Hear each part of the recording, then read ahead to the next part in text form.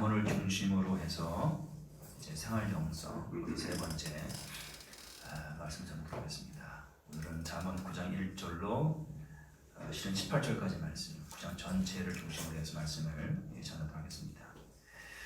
오늘은 지혜와 미련 사이에서라는 그런 제목으로 말씀 전할 텐데, 특별히 선택이라는 그런 테마를 중심으로 해서 말씀을 전하도록 하겠습니다. 우리 여러분 대부분의 분들이 아실 거예요.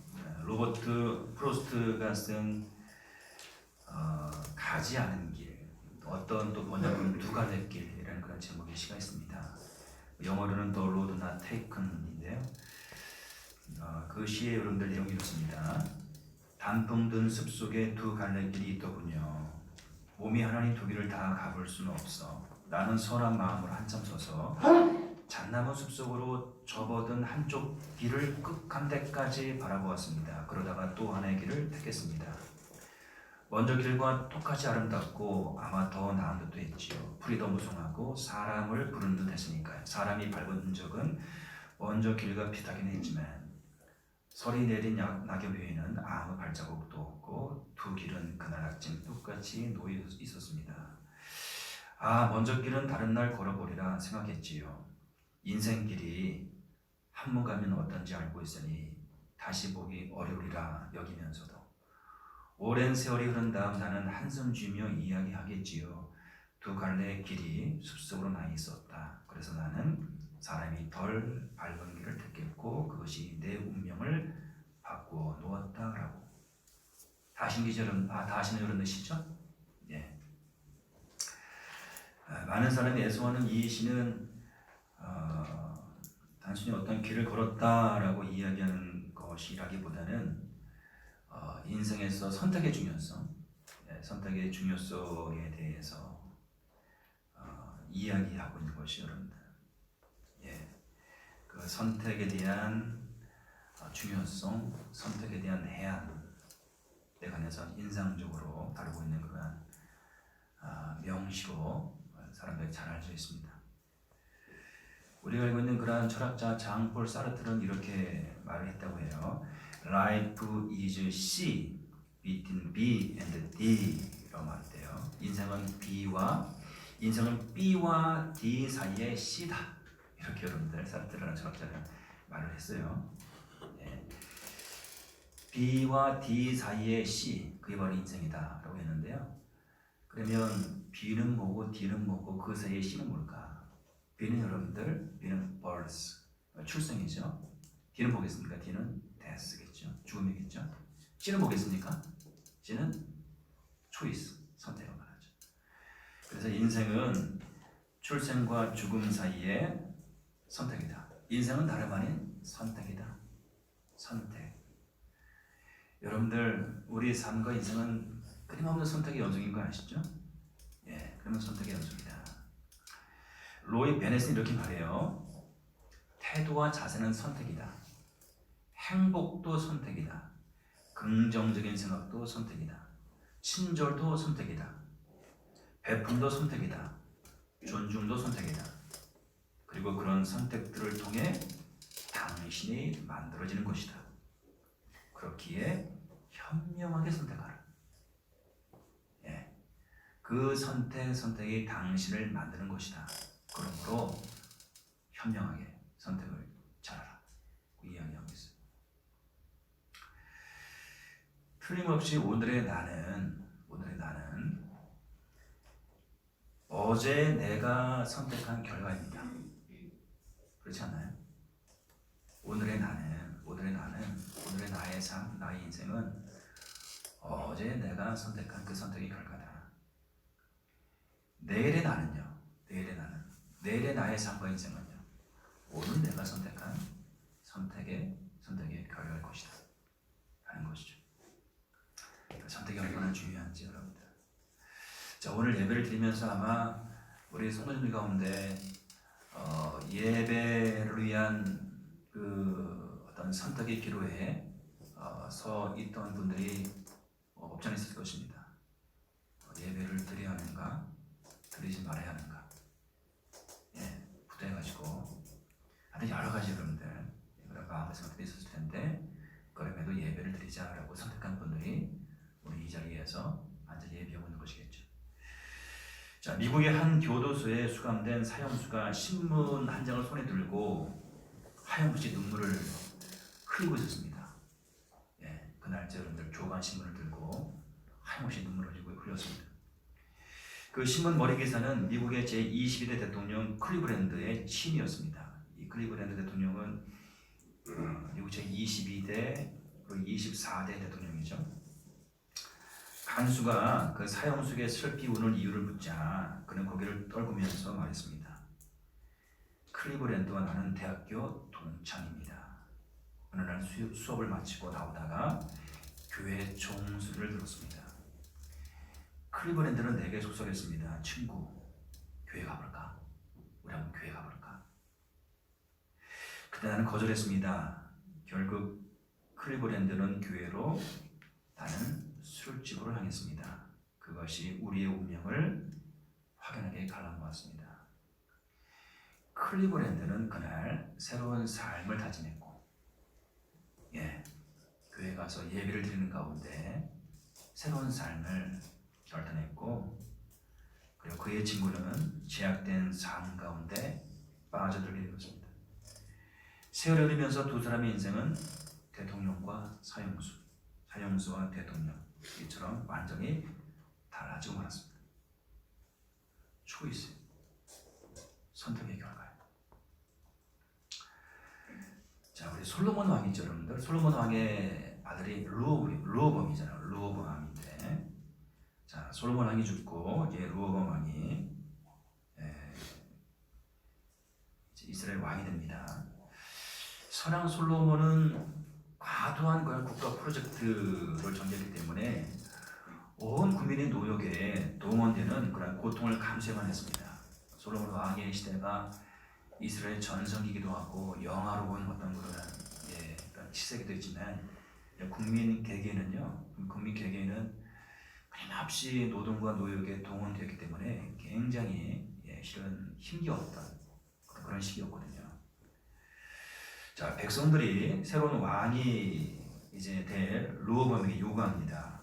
왕의 아버지가 우리의 멍에를 무겁게 하였으나 왕은 이제 왕의 아버지가 우리에게 시킨 고역과 매운 무거운 멍에를 가볍게 하소서. 그리하시면 우리가 왕을 섬기겠나이다. 국민이 분열되고 백성이 왕권에 도전하는 어떤 그러한 난국을 맞게 된 것이죠. 자, 왕의 신하 중에 정치적인 경험과 그리고 수완을 가진 이제 그 지혜로운 원로들은 르호보암에게 옹본책을 취할 것을 주장했어요. 당부했어요. 왕에게. 왕이만을 오늘 이 백성을 섬기는 자 되어, 그들을 섬기고 좋은 말로 대답하여 이르시면 그들이 영원히 왕의 종이 되리이다. 이렇게 지우기 여러분들 원로들은 이렇게 왕에게 조언합니다. 하지만 왕과 함께 자라난 젊은 신하들, 그래서 왕이 가까이 두고 그렇게 의지했던 그런 이제 젊은 신하들은 이 원로들과는 전혀 다른 그런 방책을 제시를 해요. 강경책이에요. 강경책을 제시합니다. 옹본책이 아니라. 이 백성들이 왕께 아뢰기를, 왕의 부친이 우리의 멍에를 무겁게 하였으나 왕은 우리를 위하여 가볍게 하라 하였은즉, 왕은 대답하기를 내 손가락이 내 아버지의 허리보다 굵으니 내 아버지께서 너희에게 무거운 멍에를 매게 하였으나 이제 나는 너희의 멍에를 더욱 무겁게 할지라. 내 아버지는 채찍으로 너희를 징계하였으나 나는 정갈 채찍으로 너희를 징계하리라 하소서. 경험이 적고 지혜가 부족한 이 시니어는, 이 젊은 이 신하들은 백성들을 힘으로 다스려야 된다고, 왕이 카리스마가 있어야 된다고, 절대 권력 행사에서 백성들을 깜짝달싹 못하게 그렇게 통치해야 한다고 그렇게 조언을 했습니다. 원로들은 백성의 마음이 어디에 있는지, 그리고 그들에게 섬김을 받으려 하기 전에 그들을 섬기는 그런 왕이 되시라고. 그러면 왕이 백성을 섬기면 백성이 왕을 하늘처럼 섬기게 될 것이라고. 그렇게 조언을 하였지만 이 르호보암은 자기와 늘 함께했던, 자기와 친근했던 그런 젊은 소장파 신하들의 그런 말을 듣습니다. 왕이 나에게 보면 되지 않습니다. 왕이 카리스마가 있어야 됩니다. 절대 흔들리지 마소서, 타협하지 마소서. 어리석게도 르호보암은 젊은 신하들의 강경책을 선택합니다. 아주 결정적인 패착이었죠. 패착.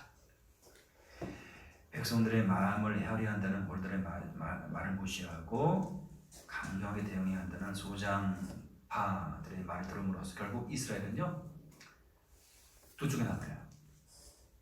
10지파를 중심으로 해서 북이스라엘로 독립되어지고요. 그리고 여러분들 이 르호보암은 유다 지파와 베냐민 지파 두 지파만에 그러한 남하고 유다로 이렇게 한 나라 한 민족이 두 동강이 나는 그런 비극을 초래하고 말아요. 이 시니어들의 온건책을 선택할 것인가, 주니어들의 강경책을 선택할 것인가. 선택의 기로에서 그 한 번의 선택이 여러분들, 하나의 선택이 이스라엘 통일 이스라엘을 두 종나게 만드는 것이죠. 하나를 두 종나게 만들어. 그리고 차례차례 망하죠, 여러분들. 이 북이스라엘은 두 종나게, 이 이스라엘은 북이스라엘은 아수르에게 망하고, 그리고 남한국 유다는 바벨론에게 망합니다. 안타까운 여러분들 역사의 어떤 그런 현실이죠. 대통령이 되는 그런 선택과 사형수가 되는 선택이 있습니다. 나라가 발전하고 번영하는 선택과 나라가 두쪽나고 쫓딱 나는 선택이 있습니다. 선택이에요, 여러분들. 선택. 우리가 잊지 말고 이 시간에 꼭 기억해야 될 것은 여러분들, 이 선택이란 것은 그 누가 해주는 것이 아니다라는 거예요. 그 누가 해주는 것이 아니다.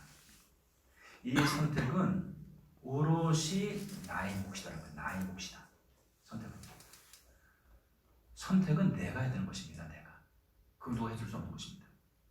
최종적인 결정적인 선택은 결국 내가 해야 되는 것이에요. 내가. 선택은 나의 몫입니다. 아주 고유한 나만의 그런 몫입니다. 오늘 잠언 9장 본문은 오늘 잠언 9장 전체를 오늘 살펴봐야 되는데 1절 6절까지 봤습니다. 오늘 잠언 9장 본문은 1장부터 8장까지 이어져온 그러한 전체 본문의 요약과 결론에 해당되는 그런 말씀이에요. 9장은요. 잠언이 1장부터 9장까지 쭉 이어져오는데 한 단락이거든요. 큰 흐름인데 내 아들아로 시작되고 종결되어진 그런 큰 흐름인데 이 9장은 여러분 9장은 1장부터 8장까지 전개되어 온 그 모든 교훈과 가르침의 요약과 결론입니다. 9장은요. 그런데 이제 9장을 가만히 보면 1절과 6절의 내용과 13절과 18절 13절과 18절의 이 내용이 대조를 이루고 있어요. 잠언은 여러분들, 잠언과 그 성경 전체에서 지혜는 이렇게 여인으로 많이 묘사되고 있는데, 그래서 우리가 잠언에서 지혜를 wisdom lady라고 해가지고요, 지혜로운 여인 이렇게 표현하거든요. 지혜로운 여인. 우리 말에는 그냥 지혜로만 나와 있는데 성경 원에 보면 지혜로운 여인으로 이렇게 번역되는 부분이 많이 있습니다. 그래서 1절부터 6절까지는 지혜로운 여인, wisdom lady. 그리고 13절부터 18절까지는 미련한 여인, 이 대조를 이루고 있어요. 그런 형식으로 이루어져 있어요. 그런데 여러분들, 지혜로운 여인의 이야기와 미련한 여인의 이야기가 그 내용을 보면요, 그 외양과 형식이 아주 흡사해요. 이게 지혜로운 여인의 것인지 미련한 여인의 것인지 잘 분간이 되지 않습니다. 면밀히 살피지 않아요. 그 내용과 그리고 형식과 겉모양이 여러분들 너무 흡사해요. 저 구분이 되지 않아요. 자, 보면 여러분들 두 여자는 모두 성중 높은 곳에서 사람들을 불러요. 높은 곳에서 여보시오 이러면서 말이죠. 그 두 여자는 모두 어리석은 자에게 관심이 있어요. 어리석은 자에게. 지혜가 부족한 자들에게 관심이 있어요. 지혜가 부족해서 어리석고 우둔한 자들에게 도면에 관심이 있어요. 듣고 계시죠? 이미 잘 듣고 있죠? 네. 윤인 줄 알았네요. 네. 또 두 여자는 또 모두 어리석은 자들을 그들의 집으로 초대해요. 그들의 집으로 초대합니다. 높은 곳에서 부르고요. 어리석은 자들의 관심을 갖고 어리석은 자들을 부르고요. 또 그들의 집으로 초대를 해요.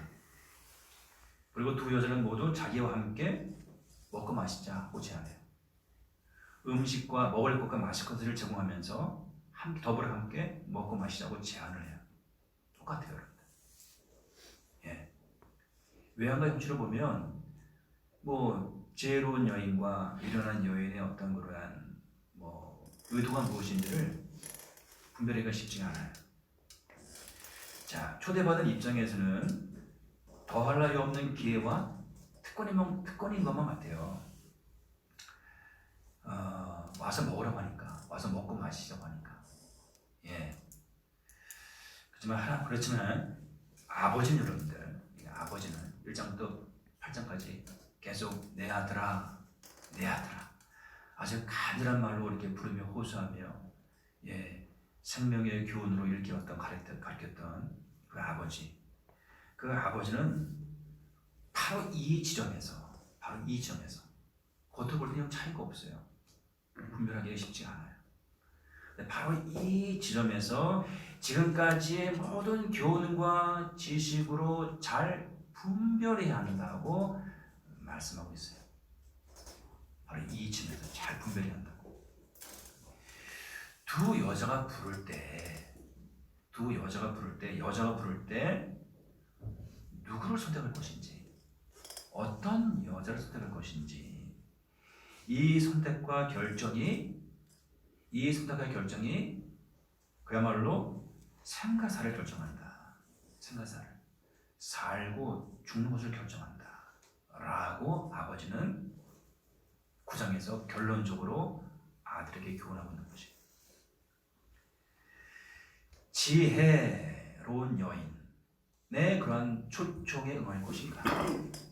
미련하고 어리석은 여인의 초청에 응할 것인가? 어디에 어떻게 반응할 것인가? 지혜의 길, 미련한 길, 생명의 길, 죽음의 길. 지혜로운 여인, 미련한 여인. 선택은 여러분들 아들의 몫이. 자, 겉으로 볼 때는 잘 구분이 되지 않아요. 그러나 두 여인의 초청에는 큰 차이가 있어요. 지혜로운 여인은 초청한 사람들에게 그 어리석음을 벗어버리고 생명을 얻고 명철의 길로 행할 수 있도록 도와줘요.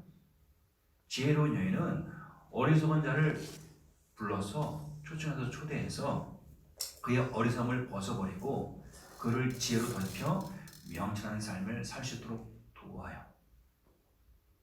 반면에 여러분들, 미련한 여인은 초청한 사람들의 그 어리석음과 우둔함을 제물로 삼아서 그들을 죽음으로 수월, 깊은 지옥으로 이끌어가요.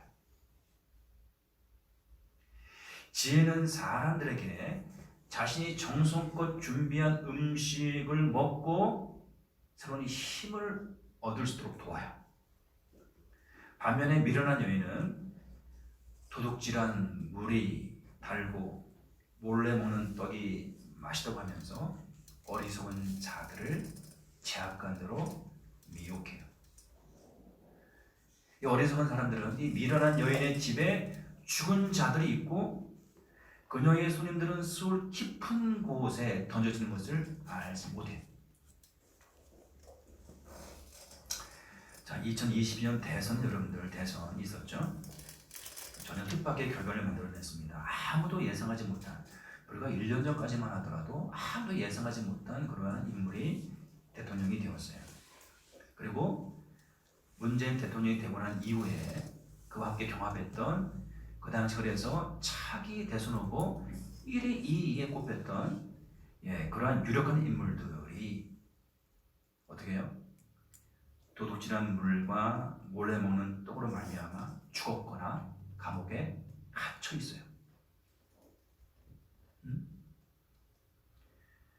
도둑질한 물과 몰래 먹는 떡의 유혹을 떨쳐버리지 못하고, 그렇게 제약 가운데서 수월 깊은 곳에 던져지는 그런 결과를 치르고 말입니다. 그들의 선택의 결과입니다. 너무나 안타깝죠. 지금 여러분들 윤 대통령이 있어야 될 그 자리에 그 어떤 사람도 있어야 되는 거 아니에요, 여러분들. 그게 다 상식이잖아요. 그런 상식이 그 개인의 잘못된 선택으로 말미암아 다 무너져내리고 아무도 예상하지 못한 그런 인물이 그 자리에 서 있다. 참 놀라운 일이죠, 여러분들. 잠언의 교훈은 결코 막연하거나 수성적이지 않다. 잠언의 교훈은 그 무엇보다도 생생한 실제요 현실이다 하는 것이죠, 여러분들. 자, 우리가 살아가는 이 세상은 어떤 곳이죠? 우리가 살아가는 이 세상은 하나님이 선하게 창조하신 세상입니다. 하나님이 선하게 창조하신 아름다운 그런 세상이에요. 하지만 인간의 죄로 말미암아 타락한 상태 가운데 있는 그런 세상이기도 해요. 그렇죠, 여러분들? 이 세상은 양면성이 있어요. 하나님의 선과 인간으로 말미암은 죄악이 공존하는, 함께 공존하는 그런 세상입니다.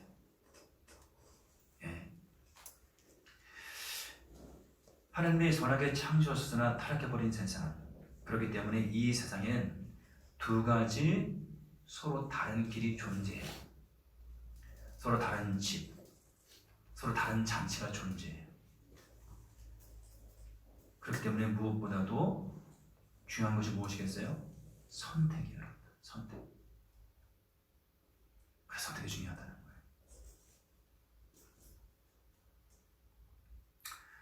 혹자는 이야기합니다.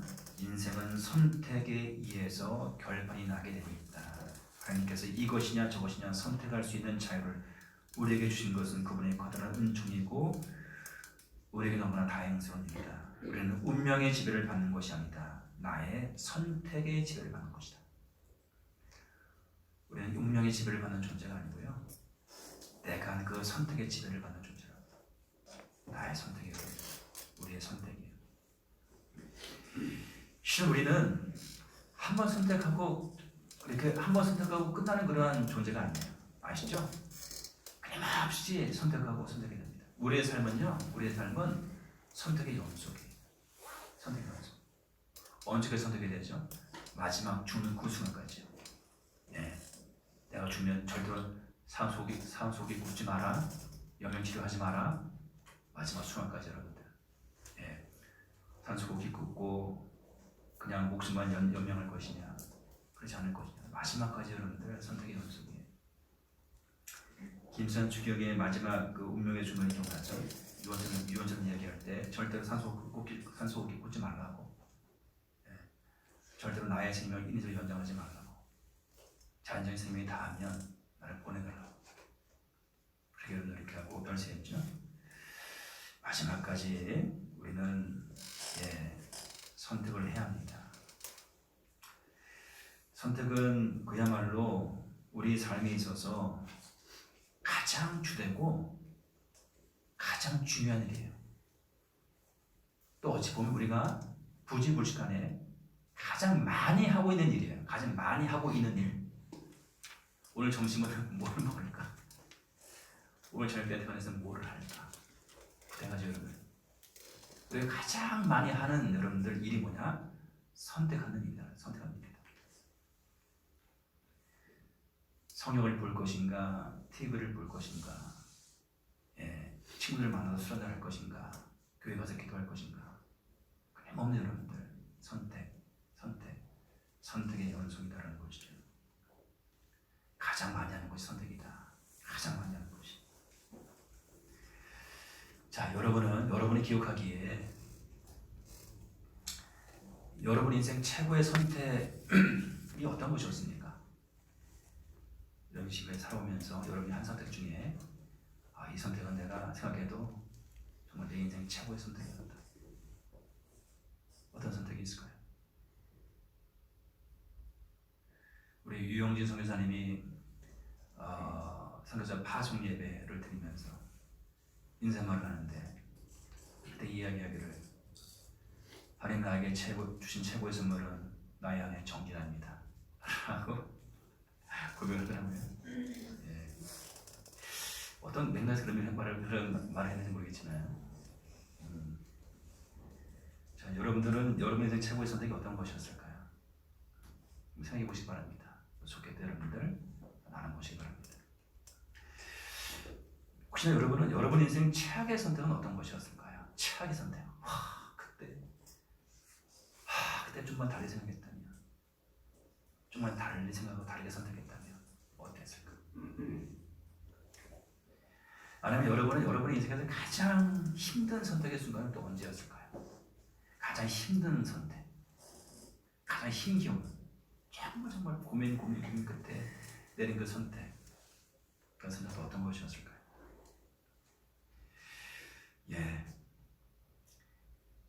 지금까지 살아오면서 가족, 친척, 지인, 이웃, 우리 사랑하는 성도님들의 그런 삶을 보면서 많이 아쉽고 안타까운 그러한 순간들, 선택의 순간들이 가끔 떠오를 때가 있어요. 주변에 많은 그런 지인들의 어떤 상관 인생을 보면서 정말 안타까운 그런 순간들, 특히 선택이죠. 결국에는 선택에 관련된 안타까운 그런 순간들이 떠오를 때가 있어요.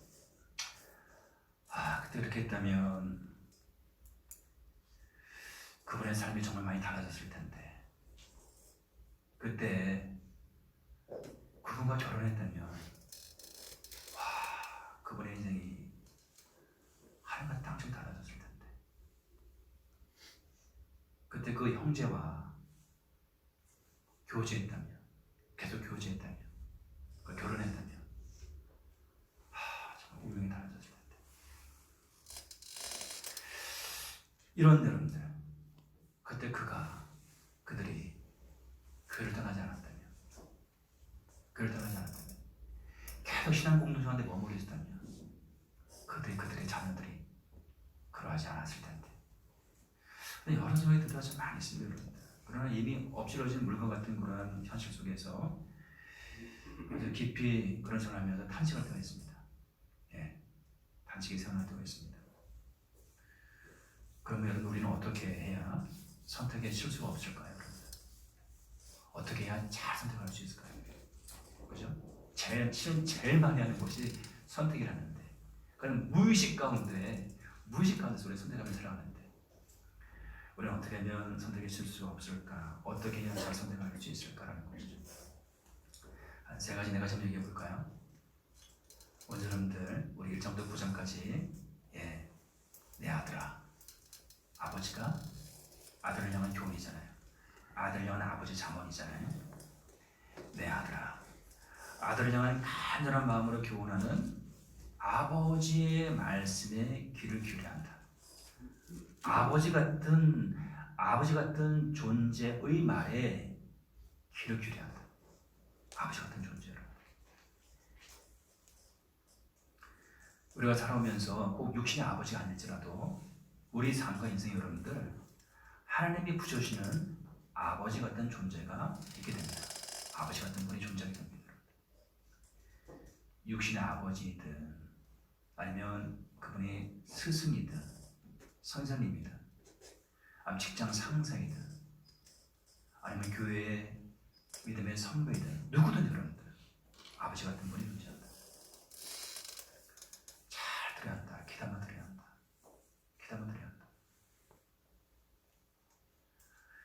먼저 인생길을 걸어간 분들이거든요. 먼저 여러분들. 자, 군대 들어가면 여러분들 군대 들어가면 한 달만 먼저 들어가도 하나가도 고점인 거 아시죠? 네. 지금 어떤지 모르겠는데 한 달만 군대 먼저 들어가잖아요. 근데 한 달만 늦게 들어온 여러분들 이 후임병들이요 완전히 죽다고 죽다고. 예. 불과 한 달 차인데 완전히 뭐라고 표현해나요, 여러분들? 예. 근데 군대에서 한 달은요 많은 것을 경험하게 해요. 군대에서 한 달의 경험은 충분히 한 달 후에 들어온 후임병을 넉넉히 지도할 수 있습니다. 교훈할 수 있어요. 우리가 한 달인데도 여러분들 한 달 먼저 만날 때도 한 달 늦게 들어온 후임병들을 넉넉히 지도가 도울 수가 있습니다. 아버지 같은 존재들은요 우리보다 한참 인생길을 많이 먼저 걸어가신 분들이에요. 예, 그분들의 말을 잘 들어야 합니다. 이 젊은 아들을 향한 아버지의 이 간절한 이런 호소가 처절하지 않습니까? 내 아들아, 내 아들아. 아버지 같은 분들의 그런 말을 경청하십시오, 여러분들. 경청하시기 바랍니다. 어떤 선택이 있을 때 특별히. 예, 절대 여러분들의 그 젊고 미숙하고 부족한 판단력으로, 경험으로, 지식으로, 지혜로 결정 선택하지 마시고 그것이 지혜입니다, 여러분들. 그것이 올바로 선택할 수 있는 그런 지혜인 것입니다. 두 번째 우리가 선택할 잊지 말아야 할 원칙 같은 것이 있는데요. 10의 원칙을 합니다. 10의 원칙인데요. 특히 여러분 우리는 감정이 격할 때 급하게 빠르게 선택하지 않아야 됩니다. 화가 나 있을 때, 분노가 머리 끝까지 치솟을 때 절대 급하게 선택하지. 큰일 난다. 땅을 치고 후회할 그런 선택을 하고 만다. 감정이 동할 때 선택하지 마라. 급하게 선택하지 마라. 선택할 때 어떻게 해요? 선택할 때 10을 생각하고 선택하라. 내가 선택한 후에, 선택하고 10분 지난 후에 나의 마음이 어떠할까? 나의 마음이 시원할까? 후회할까? 염려를 할까? 염려와 미련과 후회가 들어갈까? 아니면 너무나 잘했다라고 그런 마음을 기뻐하게 될까? 10분 후에 10개월이요. 내가 이것을 선택한 후 10개월이 지난 다음에 나에게 어떤 일이 있을까? 이것이 나에게 어떤 결과를 미치게 될까? 10년 후요. 10년. 그렇게 선택하고 10년 후 나의 삶에 이 선택이 어떤 결과를 미치게 될까? 충분히 심사숙고하고 당장의 아주 긴박한 현실과 거리를 두고 큰 그림 속에서 선택을 하라. 그럴 때 섣부르고 후회할 만한 선택을 방지하게 된다. 굉장히 상식적인 이야기죠, 여러분들. 세 번째는 여러분들 신앙 양심에, 여러분들의 신앙 양심에 족되지 않는 선택을 하라. 그건 어렵지 않습니다, 여러분들. 저도 우리 산하교회 선우님들의 순이면 이런 것이 어렵지 않습니다. 뭔가 불의와 결탁하고 제약과 타협해하는 그런 순간 어렵지 않게 우리 분별할 수 있어요. 이거 뭔가 제약과 타협하고 불의와 결탁하는 것 같다. 노란불이 당장은 어려움과 손해가 있을지라도 그냥 양심에 어긋나는 선택은 하지 않아야 합니다. 그래서 마지막으로 얻게 되죠. 그냥 양심을 따라 행동할 때, 선택할 때 마지막에 얻게 된다라는 것이죠. 끝으로 여러분들, 너무나 당연한 이야기지만 하나님과 하나님의 말씀에 비추어서 그에 걸맞는 결정과 선택을 해야 된다는 거죠. 이것이 하나님의 공의 가운데 부합한 그러한 선택인가? 이것이 하나님의 인자와 그리고 공의 가운데, 사랑과 진리 가운데 부합한 그런 결정과 선택인가? 라는 것이 여러분들. 하나님의 말씀을 비추어서 우리의 선택을 결정해야 하는 것이죠. 미련한 여자 음녀의 유혹은 겉으로 보기엔 지혜로운 여인의 것과 별 다를 바가 없어 보입니다. 하지만 그 결과는 생명과 죽음이요 천당과 수월, 지옥처럼 상합니다. 생명과 죽음, 천당과 수월, 천당과 지옥 참 상합니다. 우리는 늘 여러분들 흔들림 없이 여러분들 주저하지 마시고 여러분들 어떤 미련도 갖지 마시고 최종적으로 하나님을 선택합니다. 하나님을 붙들고 하나님을 선택합니다. 요동하지 않냐고 흔들리지 않냐고. 그것이 생명입니다. 그것이 생명인 것입니다. 갈멜산 위에서 바알과 아세라 선지자 850명과 홀로 맞서 싸우던 엘리야가 외치죠. 너희가 어느 때까지 둘 사이에서 머뭇하느냐. 여호와가 만일 하나님이면 그를 따르고 바알이 만일 하나님이면 그를 따를지니라. 여호와가 하나님이냐 바알이 하나님이냐. 선택하라는 거예요. 선택하라는 거예요. 양들이 걸치고 지금 바알에게 더 기울어져 있는 이스라엘 백성들 향해서 엘리야가 말이죠. 하나님의 그 상한 심정으로 외치는 것이죠. 선택하라. 어느 때까지 둘 사이에서 머뭇 하라는. 무엇보다 중요한 것이 선택입니다. 여러분들. 선택이 부실하면, 선택이 잘못되면 고통과 고생이 뒤따릅니다. 아주 극심한 고통과 고생이 뒤따르게 되겠습니다. 잘못된 부실한 선택은.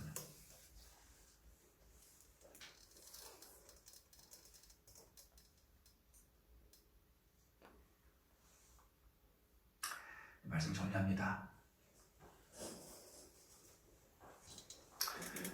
하나님은 사랑하는 우리에게 무엇보다도 선택할 수 있는 자유와 선택할 수 있는 그런 권리를 부여하셨어요.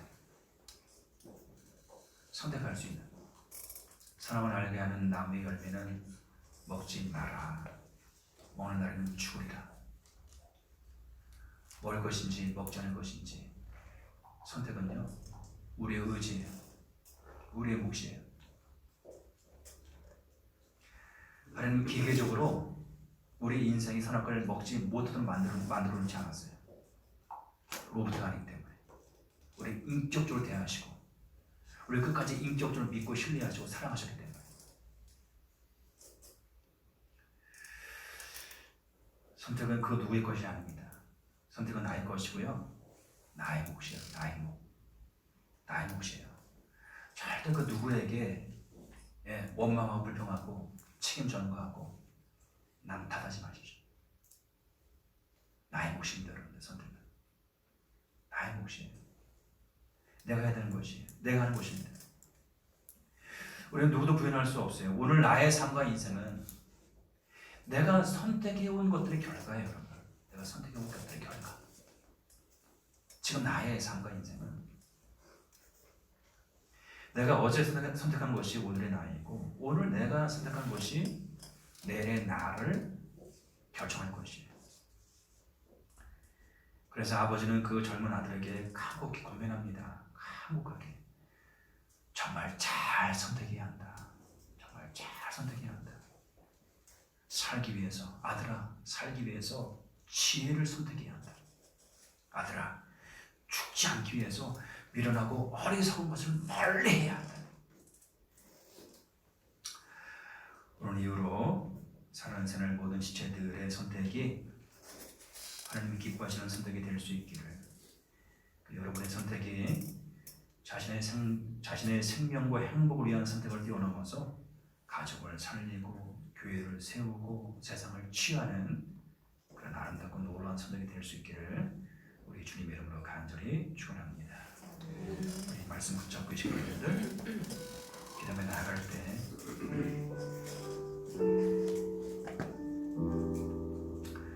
하나님, 선택이 참으로 중요한 것이네요. 선택을 정말 잘해야 하는 것이네요. 내가 미련하고 어리석어서 제대로 잘 선택하지 못할 때가 많이 있습니다. 하나님, 저의 선택을 도와주세요. 크고 작은 모든 선택의 기로에서